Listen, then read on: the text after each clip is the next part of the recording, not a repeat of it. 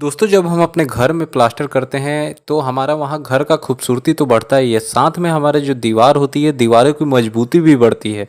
तो अगर वहाँ पे हम सही ढंग से प्लास्टर नहीं करते हैं तो वो होता क्या है कि उस प्लास्टर में आगे चल के वहाँ क्रैक दिखाई देता है, आगे चल के ये प्लास्टर जो होता है वहाँ से उखड़ सकता है। बहुत जगह देखा जाता है प्लास्टर गिर भी जाता है। तो आज की वीडियो में हम यही जानेंगे कि जब भी आपको प्लास्टर करना है तो आपको कौन कौन सी सावधानियां आपको बरतनी चाहिए जिसके वजह से आगे चल के आपके प्लास्टर में किसी तरीके का कोई क्रैक ना दिखाई दे और आपका जो प्लास्टर है वो बहुत अच्छी क्वालिटी का हो। और साथ में अगर आपका प्लास्टर मजबूत होगा, अच्छी क्वालिटी का होगा, तो चाहे आपका बरसात का मौसम हो, ठंडी का हो, गर्मी का हो, उस सभी तरीके के मौसम के मार को वो प्लास्टर झेल लेता है और इस तरीके का प्लास्टर आपके घर को हमेशा मजबूत रखता है, सुरक्षित रखता है। तो आइए जानते हैं कौन कौन सा इंपॉर्टेंट पॉइंट है जिनको आपको ध्यान रखना है प्लास्टर करवाते टाइम में। प्लास्टर शुरू करने से पहले सबसे पहला जो इम्पोर्टेंट हमारा पॉइंट होता है वो होता है हमारा दीवार को लेके जो हम ब्रिक वर्क करवाते हैं, यानी ईंट की जो जुड़ाई करवाते हैं। तो उसमें हम जो दीवार बनवाते हैं वो दीवार हमारा ब्रिक वर्क अच्छी क्वालिटी का होना चाहिए। उस दीवार में ज़्यादा अंडुलेशन नहीं होना चाहिए, यानी कि जो दीवार होगी आपकी पूरा वो सीधी होनी चाहिए। साहुल सूद जो प्लम बम होता है उसमें आपको करके देखनी है कि आपकी दीवार पूरा सीधी जा रही है कि नहीं। अगर वो दीवार बेंड होगी या फिर उसमें अंडुलेशन होगी तो प्लास्टर भी आपका जो है बेंड दिखाई देगा, उसमें ऊपर नीचे धब्बे दिखाई देंगे, अंडुलेशन दिखाई देंगे। तो इसलिए ब्रिक वर्क आपको कभी भी अच्छी क्वालिटी का करना है और सही से उसको देखभाल करके चेकिंग करके और एकदम सीधा करना चाहिए। अगर दीवार में ज़्यादा बेंड हो गई या ज़्यादा एंडुलेशन हो जाता है तो फिर हम क्या करते हैं कि प्लास्टर में उसको छुपाते हैं। तो प्लास्टर में छुपाने के लिए आपको ज़्यादा मोटा प्लास्टर करना पड़ता है। तो अगर आप ज़रूरत से ज़्यादा मोटा प्लास्टर कर देंगे तो वहाँ से आपका प्लास्टर जो है उखड़ सकता है, गिर सकता है। तो इसलिए ब्रिक वर्क करते समय आपको ये ध्यान रखनी है कि आपकी जो दीवार है वो बेंड नहीं होनी चाहिए और उसमें किसी तरीके का उसमें एंडुलेशन नहीं होनी चाहिए। प्लास्टर शुरू करने से पहले जो शटरिंग मटेरियल हम जैसे अपने घरों में यूज किए रहते हैं अपना बीम वगैरह ढालने के लिए, कॉलम ढालने के लिए, तो उसमें क्या होता है कील लगी होती है, बाइंडिंग वायर लगी होती है। तो ये सब चीज़ें आपको वहाँ पे अच्छे से निकाल लेनी है, उसकी दीवार की सफाई कर लेनी है। उसके बाद जब हमारा वहाँ पे क्या होता है कि कंक्रीट पार्ट होता है, जैसे हमारे घर में बीम आता है, कॉलम आता है, हमारा स्लैब हो गया, ये सब कंक्रीट स्ट्रक्चर होता है। तो वहाँ पे होता क्या है कि हमें पहले उस चीज़ को क्या करना चाहिए, हाकिंग कर लेनी चाहिए। हाकिंग मतलब कंक्रीट पार्ट है उसको आपको कटिंग उसमें मार लेनी चाहिए, उसको रफ कर लेनी चाहिए, क्योंकि वो प्लेन सरफेस होता है उस पर आप प्लास्टर करते हैं तो वो ग्रिप नहीं बनाता है, प्लास्टर टिकता नहीं है। तो आप उसको कटिंग कर देंगे, उसको रफ कर लेंगे तो वहाँ प्लास्टर का ग्रिप अच्छा बनता है, तो प्लास्टर काफ़ी मजबूत होता है। और एक चीज़ दोस्तों और आपको ध्यान रखनी चाहिए कि जहाँ पे कंक्रीट और ब्रिक वर्क जहाँ पे ज्वाइंट हो रहा हो, जैसे आप देखते हैं कि कॉलम और कॉलम से सटा के जो हम दीवार बनाते हैं तो वो क्या है वहाँ पे दोनों का ज्वाइंट है, तो अक्सर देखा जाता है आगे चल के कि ये दोनों के ज्वाइंट पे वहाँ पे क्रैक आ जाता है। तो इस तरीके का क्रैक ना आए, इससे बचने के लिए हमें करना क्या चाहिए कि हमारा जो चिकन मेस मिलता है, चिकन मेस जो मुर्गा जाली होता है, आधा पार्ट उसका आपको कॉलम पे और आधा पार्ट उसका आपको दीवार पे लगानी चाहिए। तब उसके बाद उस पर आपको प्लास्टर करनी चाहिए। इससे जो प्लास्टर होता है वो अच्छे से बॉन्डिंग भी बनाता है और जो बीच का क्रैक होता है उसको भी खत्म कर देता है। अगला पॉइंट होता है कि हमें प्लास्टर का थिकनेस यानी प्लास्टर की मोटाई कितनी रखनी चाहिए। तो देखिए, अगर आप इंटीरियर प्लास्टर कर रहे हैं जैसे अंदर की दीवारों का, तो आपको जो वहाँ पे प्लास्टर की मोटाई रहेगी वो 10 से 12 mm तक आप ले सकते हैं। वहीं अगर आप एक्सटीरियर बाहरी दीवारों को आपको प्लास्टर कर रहे हैं तो बाहरी दीवारों का जो प्लास्टर का थिकनेस है, मोटाई, वो आपको 15 से 20 mm तक चला जाएगा। बाहरी दीवारों पे क्या होता है, हमारा बारिश का वहाँ पे ज़्यादा इफेक्ट पड़ता है, वहाँ सनलाइट का इफेक्ट पड़ता है, ठंडी में दीवारें ज़्यादा ठंडी हो जाती है तो प्लास्टर मोटी रहेगी, तो वहाँ पे दीवारों का प्रोटेक्शन ज़्यादा होगा। इसलिए 15 से 20 mm हम वहाँ पे प्लास्टर करते हैं। और जो सबसे कम प्लास्टर की मोटाई होती है वो हमारे छत में होती है। तो छत की जो प्लास्टर की मोटाई होती है वो 6 mm तक हम करते हैं। अगर आप 6 mm से ज़्यादा या उससे ज़्यादा मोटी आप सीलिंग में प्लास्टर करते हैं छत में तो आगे चल के गिर भी सकती है, इसलिए हमें वहाँ पे प्लास्टर की मोटाई ज़्यादा नहीं बढ़ानी चाहिए। 6 से 8 mm तक आप उस प्लास्टर को कर सकते हैं। दीवारों पे आपका प्लास्टर कैसे एक बराबर होगा, कैसे आपका दीवार में जो प्लास्टर आप कर रहे हैं वो उबड़ खाबड़ नहीं होगा, यानी उसमें कोई अंडुलेशन नहीं होगा। अब जैसे यहाँ आप देख रहे हैं कि जब फंटी से मैं यहाँ चेक कर रहा हूँ तो आप देखिएगा कि कहीं प्लास्टर यहाँ बीच में फंटी में गैप आ रहा है, तो यानी कि हम इस तरीके से चेक कर सकते हैं कि हमारा प्लास्टर सही नहीं है। ऐसा प्लास्टर नहीं चलेगा, आप फिर उस पर पुट्टी या पेंट करवाएंगे तो भी आपके वो पेंट में डबक दिखाई देगा, जिससे कि आपका काम फेल हो सकता है, पैसे की बर्बादी हो सकती है। तो वहाँ पे आप या तो फंटी से चेक कर सकते हैं या फिर जो आपका साहुल होता है जिसे हम प्लम बम बोलते हैं, उससे भी आप चेक कर सकते हैं। जैसे यहाँ पे चेक किया जा रहा है, आप देख सकते हैं कि कितना डिफरेंस है। जो हमारी डोरी यानी जो सूत होती है, जो धागा होता है, उससे भी हम चेक कर सकते हैं। तो ये ऐसा दिक्कत क्यों होता है दोस्तों? क्योंकि जब हम दीवारों पे प्लास्टर करने जाते हैं तो हम क्या करते हैं कि वहाँ प्लम बम से एक अपना ठिया तैयार नहीं करते हैं, डायरेक्ट एक साइड से हम अपना प्लास्टर शुरू कर देते हैं। तो ऐसे आपको नहीं करना है। आपको क्या करना है कि पहले लेबल ले लेना है, लेबल लेके साहुल से सब लेबल निकाल लेनी है। उसके बाद आपको क्या करना है कि ठिया बनाना है नीचे ऊपर, और उसके जहाँ तक आपका फंटी चलानी है वहाँ तक। फिर आपको उस पर प्लास्टर चढ़ाना है। जब तो वो चढ़ाना कैसे है, जब आप हम दीवार की तराई कर लेंगे, ठिया बना लेंगे। ठिया बनाने के बाद हम क्या करेंगे, सबसे पहले जो नीरू होता है यानी कि जो सीमेंट का घोल होता है, जो हम पूरे दीवार पे पहले घोल डालेंगे, उसके बाद उस पर प्लास्टर करेंगे। उसके बाद अगली चीज़ आती है कि प्लास्टर के लिए हमें कैसा मसाला बनाना है, यानी कि हमारा मोर्टार प्रोपोर्शन क्या होना चाहिए। तो देखिए, अगर अंदर की दीवार का प्लास्टर कराते हैं तो उसका जो मोर्टार आपको बनानी है वो आपको 1:6 का लेना है, यानी 1 पार्ट आपका सीमेंट होगा तो 6 पार्ट आपका सैंड होगा। वहीं आप अगर आप सीलिंग का प्लास्टर करते हैं तो वहाँ पे जो मोर्टार का प्रोपोर्शन होगा वो आपका 1:4 का होगा, यानी 1 पार्ट आपका सीमेंट होगा तो 4 पार्ट आपका सैंड होगा। तो ये प्लास्टर का मोर्टार जो है वो आपको एक चीज़ और आपको ध्यान रखना है कि ये इस जो मसाला बनाते हैं इसमें ऐसा नहीं है कि आप एक बार में ज़्यादा मसाला बनाएं और फिर जब यूज करना है उसमें बार बार आप उस पानी को मिलाते रहें। तो ऐसा नहीं करना है, और ये चीज़ का आपको ध्यान रखना है। थोड़ा सा ही बनाना है, तो जो कि आधे से 1 घंटे में इस्तेमाल हो जाए। फिर वो ख़त्म हो जाए तो फिर आप दूसरा फिर अच्छे से बना लीजिए। लेकिन ऐसा नहीं कि पुराना मसाला रख दिए, उसी को बार बार बना रहे हैं, बार बार यूज कर रहे हैं। इससे मोर्टार का जो स्ट्रेंथ होता है वो ख़त्म हो जाता है। प्लास्टर के लिए जो आपको मसाला बनाना है, जैसा कि आप यहाँ पे देख रहे हैं, मैं ये पैकेट दिखा रहा हूँ, रेक्रॉन फाइबर। ये फाइबर आपको मार्केट में मिल जाती है बहुत ही सस्ते दाम में, 150 से 200 रुपये में आपको ये पैकेट मिल जाएगी।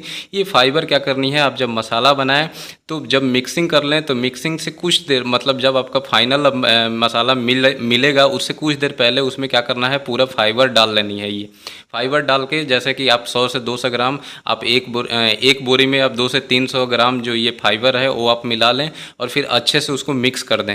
मिक्स कर देंगे तो फिर उसके बाद इस मसाले को जो आप यूज करेंगे तो इससे जो मसाला होता है उसकी मजबूती काफ़ी बढ़ जाती है, वो आपके प्लास्टर को काफ़ी मजबूती देती है।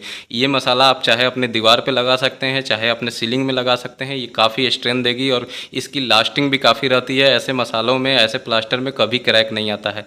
एक चीज़ और देखा जाता है कि जो प्लास्टर किया जाता है तो जब हम हाइट पे यानी बाहर का प्लास्टर करें या अंदर का प्लास्टर करें तो जो नीचे हम क्या करते हैं, बैग वगैरह अपना बिछा देते हैं, रख देते हैं। जो ऊपर से हमारा मसाला जो एक्स्ट्रा बचता है, जो गिरता है, हम क्या करते हैं वो मसाले को बाद में उठाकर बाद में इस्तेमाल करते हैं। तो ऐसा नहीं करना चाहिए। आपको जब भी तुरंत मसाला गिरे उसी टाइम आपको उसको उठा के या तुरंत यूज कर लें, तब जाकर वो मसाला कामयाब है, वरना वैसे मसाले को आपको फेंक देनी चाहिए, वो बेकार हो गया है। अगली इंपॉर्टेंट चीज़ आ जाती है कि प्लास्टर के लिए हम कैसा सीमेंट इस्तेमाल करें। तो प्लास्टर के लिए कभी भी आपको जो पीपीसी सीमेंट यानी पोर्टलैंड पोजिडोना सीमेंट जो मार्केट में होता है, आप किसी भी ब्रांड का ले सकते हैं, वो आपको इस्तेमाल करना है। प्लास्टर के लिए सबसे अच्छा सीमेंट है। वहीं ओपीसी सीमेंट जो है आप उसका इस्तेमाल नहीं करें। और दूसरी बात की जो सीमेंट है, सीमेंट जो भी आप इस्तेमाल करें वो आपका फ्रेश और ताज़ा होना चाहिए। 3 महीने से ज़्यादा पुरानी नहीं होनी चाहिए। अगर 3 महीने से पुरानी आप सीमेंट यूज करते हैं तो सीमेंट का स्ट्रेंथ वहाँ पे कम हो जाता है, तो आपका प्लास्टर का स्ट्रेंथ भी कम हो जाएगा। तो इसलिए आप कोशिश करें कि फ्रेश और ताज़ा सीमेंट इस्तेमाल किया जाए। फिर जब आप जहाँ पे भी आपको प्लास्टर करना है तो सबसे पहले आपको क्या करना है कि वहाँ पे आपको दीवार की तराई करनी है। यानी जहाँ पे भी सीलिंग की प्लास्टर करनी है या दीवार की करनी है, तो यहाँ पे मेन मैं दीवार की बता रहा हूँ। तो आपको जो वॉल का क्यूरिंग होता है यानी दीवार की जो तराई है, वो आपको 2 दिन पहले से आपको 2 टाइम तराई करनी है। आपका जिस दिन प्लास्टर करना हो उससे थोड़ा सा पहले आपको हल्के हाथों से वहाँ पे पानी का छिड़काव कर देना है, जिससे दीवार तर हो जाए। फिर आपको वहाँ पे प्लास्टर करनी है। और एक चीज़ आपको याद रखनी है कि अगर आप सूखी दीवारों पे प्लास्टर कर देते हैं तो ऐसी दीवार पे जो हम अपना प्लास्टर का मसाला लगाते हैं तो वो क्या करता है, हमारे मसाले का जो पानी होता है, सीमेंट का पानी, वो उसको ऑब्जर्व कर लेता है, सोख लेता है। तो इसलिए हमारा मोर्टार वहाँ प्लास्टर है कमज़ोर हो जाता है, तो वहाँ का प्लास्टर कुछ दिनों बाद उखड़ सकती है। तो ये चीज़ आपको ध्यान रखना है कि तराई बहुत ज़रूरी है।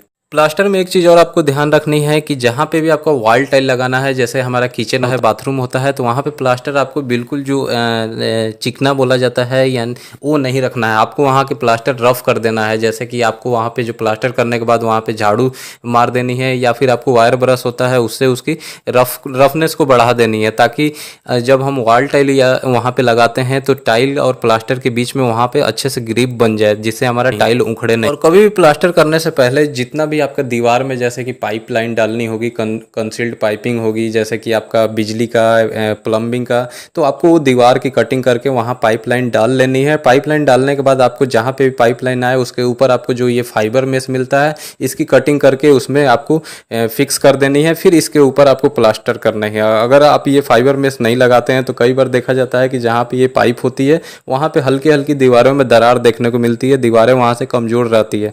तो इसलिए आपको ये फाइबर मेश लगाना वहाँ बहुत ज़रूरी है, इससे आपकी दीवार में क्रैक नहीं आएगी। और दोस्तों, जैसे प्लास्टर के लिए मैं बताया कि सीमेंट बहुत ज़रूरी चीज़ होता है, वैसे ही आपका जो सैंड है, यानी जो रिवर सैंड आप लेते हैं, वो भी बहुत ज़रूरी है। क्योंकि अगर हम सैंड गंदा लेते हैं, उसमें सिल्ट ज़्यादा होगा तो आपका प्लास्टर बेकार होगी, प्लास्टर एकदम वहाँ पे सही नहीं दिखेगा, रुखड़ा प्लास्टर होगा, रफनेस उसमें ज़्यादा होगा, और एक तो बॉन्डिंग अच्छे से नहीं बना पाएगी तो कमज़ोर हो जाएगी। तो इसलिए जो आपका सैंड होना चाहिए उसमें 6% से ज़्यादा सिल्ट कंटेंट नहीं होनी चाहिए। उसको अच्छे से आपको सफाई कर लेनी है छनन करके, और तब उसको प्लास्टर में इस्तेमाल करनी है। फिर आप जब भी अपने बाहर की दीवार पे आप प्लास्टर करें तो वहाँ पे आप चाहे तो जैसा आप यहाँ वीडियो में देख रहे हैं, छोटे छोटे बॉक्स जिसे हम ग्रुप भी बनाना कहते हैं, आप ग्रुप ज़रूर बना लें। क्योंकि ग्रुप बनाने से फ़ायदा ये होता है कि अगर मान लीजिए आपके दीवार पे प्लास्टर में कहीं क्रैक आता है, तो अगर आप ग्रुप काटे रहते हैं तो उस उतना ही दूर में वो ग्रुप के दूरी पे ही फैलता है, आपके पूरे दीवार पे क्रैक नहीं जाने का चांस रहता है। तो अगर आप ग्रुप बनाएंगे तो जो क्रैक है वो एक ग्रुप के ही अंदर रह जाएगा, जिसे आप आसानी से बाद में तोड़ के वहाँ रिपेयर कर सकते हैं। जो मेन हमारा इंपॉर्टेंट चीज़ होता है वो प्लास्टर होने के बाद उसकी तराई।